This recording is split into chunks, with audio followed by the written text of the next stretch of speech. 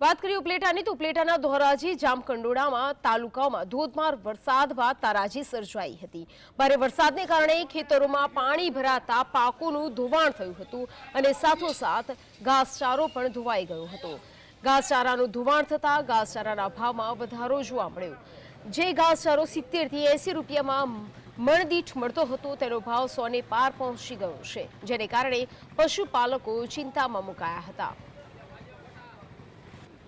ચોમાસાના હિસાબે આવી પોઝિશન છે। અટાણે લીલાના ભાવ 100 રૂપિયા છે, 150 રૂપિયા છે, 200 થાય, 300 થાય। હજી 5 દી જવું હું ચાલુ રહ્યું છે। અટાણે અમારે ભેંસુને ખવડાવવાની મોટી તકલીફ છે। ભેંસુ 30 છે, નાના મોટા છે મારી। વધારો એટલે વાત તમે જવા દો। અત્યારે વધારો બધી રીતે સારું છે, પણ કસાઈના હિસાબે એને અમે કંટાળી ગયા છે। વરસાદ એવડો પડ્યો છે, બધું ધોઈ નહીં।